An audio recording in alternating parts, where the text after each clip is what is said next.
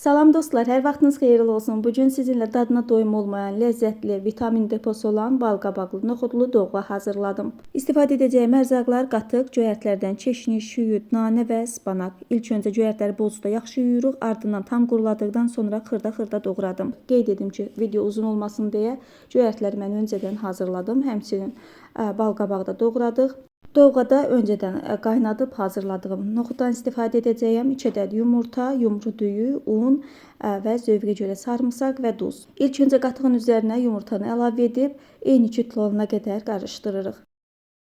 Yumurta qatığın içərisində həm yaxşı həll olundu, həm də qatıq yaxşı açıldıqdan sonra üzərinə un əlavə edirik. İstifadə etdiyim ərzaqların miqdarını videonun açıqlama hissəsində də tam dəqiqliyi ilə qeyd etdim. Un içərisinə topaq qalmayana qədər qarışdırdıq. Hazır olan kütləni qazana əlavə edirik.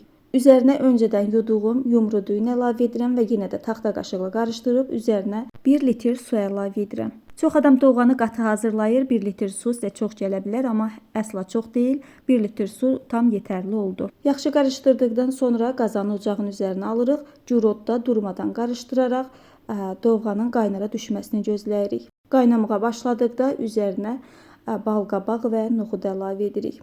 Bir daha qeyd edim, mən noxudu bişirdikdən sonra dovğada istifadə etdim. Dovğa qaynamağa başladıqdan sonra tez-tez qarışdırmağa ehtiyac yoxdur. Ara bir qarışdıraraq balqabağın bişib hazır olmasını gözləyirik. Balqabaq yetər qədər bişdikdən sonra üzərinə duz əlavə edirik. Dovğanın duzunu qaynadıqdan sonra əlavə edirik, yəni dovğanın çürümə ehtimalı olmasın. Bir dəfə qarışdırırıq, ardından göyərtini əlavə edirik. Göyərtini də əlavə etdikdən sonra dərhal qarışdırırıq. Doğğa isti, göyərti soyuq olduğundan ola bilsin ki, doğğa çürüyə bilər.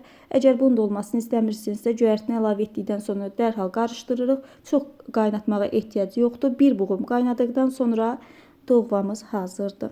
Bildiyimiz kimi doğğa bir neçə üsulla hazırlanır. Bunlardan biri də balqabaqla hazırlanan doğğadır. Əgər hələ də balqabaqla doğğa hazırlamamısınızsa, heç olmasa bir dəfə hazırlayın. İnanın, balqabaq sevməyənlər belə doğğanın içərisinə bəhbəhlə nuş edəcəkdir.